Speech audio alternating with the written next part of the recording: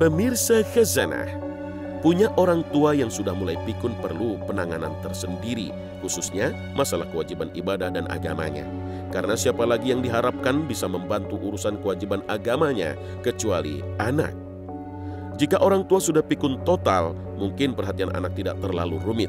Tapi jika kadang ingat dan kadang tidak, ini sering jadi masalah.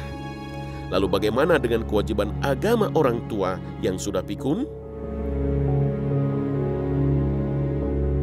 Perlu diketahui, di antara syarat kewajiban menjalankan agama adalah berakal.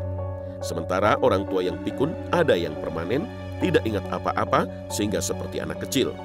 Dan ada pula yang sekunder, penurunan daya ingatnya ringan, bentuknya sering lupa-lupa ingat atau on-off. Orang tua yang pikun total atau permanen tidak dikenai lagi kewajiban agama, karena akalnya tidak sempurna. Nabi SAW bersabda, pena pencatat amal diangkat dari 3 orang. Orang yang tidur hingga bangun, anak kecil hingga bermimpi, balik, dan orang gila hingga berakal, sembuh. Dalam riwayat lain dari Ali radhiyallahu anhu ada tambahan, orang pikun. Hadis riwayat Abu Daud. Maka sampai meninggal, orang tua yang sudah pikun permanen tidak memiliki kewajiban apapun. Dia bagaikan orang yang sudah mati, dosanya tidak bertambah, tetapi juga tidak bisa lagi menambah amal baiknya, kecuali dengan 3 perkara, yaitu ilmu yang bermanfaat, amal jariah, dan doa yang dipanjatkan oleh anaknya yang soleh. Akan tetapi jika pikunnya sekunder, kadang ingat, kadang tidak, on-off, maka dikala ingatannya kembali, kewajiban agamanya pun ikut kembali. Misalnya, dia wajib sholat ketika ingat, dan tidak wajib sholat ketika datang pikunnya, serta tidak wajib diqadha atau diganti. Dalam kondisi ini pihak keluarga harus berperan aktif, harus memperhatikan benar-benar keadaan dia, serta membantunya dalam melaksanakan kewajiban agama ketika dia ingat. Tetapi ketika datang pikunnya, maka tidak boleh dipaksa untuk melakukan sholat. Lalu bagaimana dengan puasanya yang ditinggalkan? Apakah wajib diganti setelah ingat bagi pikun sekunder, atau wajib dibayar fidyahnya bagi yang pikun permanen? Tidak ada kewajiban bagi orang pikun untuk mengganti puasa yang ditinggalkan, baik pikun permanen atau sekunder, karena pada waktu meninggalkan puasa itu orang pikun dalam kondisi tidak berakal, sedang orang yang tidak berakal tidak dibebani kewajiban agama. Berbeda halnya dengan puasa yang ditinggalkannya sewaktu sakit sebelum pikun. Nah, puasa yang ditinggalkan dalam kondisi seperti ini memiliki konsekuensi. Pertama, jika pada waktu itu masih diharapkan sembuhnya namun malah pikun dan tak kunjung sembuh, maka dia tidak kena kewajiban apa-apa. Tidak ada qadha atau pengganti dan tidak ada kewajiban membayar fidyah. Karena kewajiban dia adalah mengqadha atau mengganti, tapi tak kunjung mampu melakukannya. Akan tetapi, bila di suatu saat dia sadar, ingat kembali, maka wajib mengqadhanya atau menggantinya.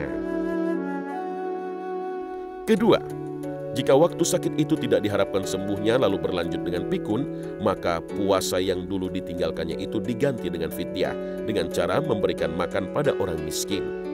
Jika yang sedang pikun tersebut tidak bisa mengeluarkannya, maka keluarganya lah yang mengeluarkan fidyah dari hartanya. Apabila dia memiliki catatan yang kurang baik dalam hidupnya sebelum pikun dan belum sempat bertobat, apakah anak-anaknya boleh melakukan taubat untuk orang tuanya yang pikun?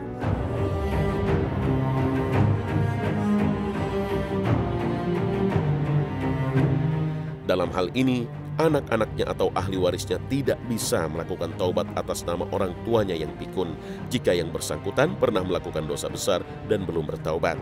Karena taubat itu memiliki beberapa syarat yang harus dipenuhi, yaitu menyesal, berhenti dari dosanya, dan bertekad untuk tidak mengulanginya lagi. Taubat tidak akan terlaksana tanpa penyesalan terhadap dosa yang dikerjakan. Orang yang tidak menyesal berarti dia senang dengan perbuatan tersebut dan kemungkinan besar akan terus-menerus melakukannya. Akankah kita percaya bahwa seseorang itu bertaubat sementara dia dengan senang hati masih terus melakukan perbuatan dosa tersebut? Namun demikian, bukan berarti jalannya sudah buntu.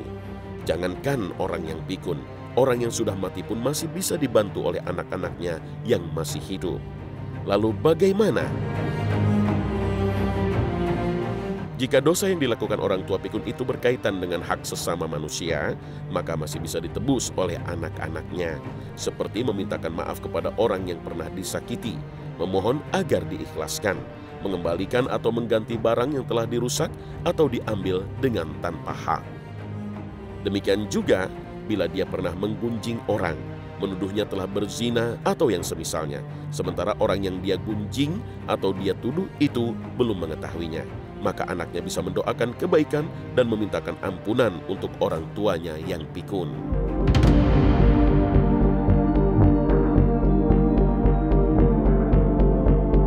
Di samping itu, anak-anaknya juga masih bisa menambah amal kebaikannya dengan cara bersedekah. Seperti disepakati para ulama, pahala sedekah bisa dihadiahkan kepada orang lain, baik yang masih hidup maupun yang sudah mati. Dan terakhir, meskipun sang anak tidak bisa mewakilinya bertobat, tetapi bisa melakukan amalan lain yang fungsinya hampir sama dengan tobat, yaitu istighfar, memintakan ampunan. Berbeda dengan tobat, pintu istighfar atau memintakan ampunan masih terbuka selebar-lebarnya. Bahkan setelah meninggal pun masih dimintakan ampunan. Terkait dengan hal ini, Allah Subhanahu wa Ta'ala berfirman, "Dan orang-orang yang datang sesudah mereka berdoa, 'Ya Tuhan kami, ampunilah kami dan saudara-saudara kami yang telah beriman lebih dahulu dari kami, dan janganlah Engkau tanamkan kedengkian dalam hati kami terhadap orang-orang yang beriman. Ya Tuhan kami, sungguh Engkau Maha Penyantun, Maha Penyayang.'" Al-Quran Surah Al-Hasyr ayat 10. Wallahu a'lam.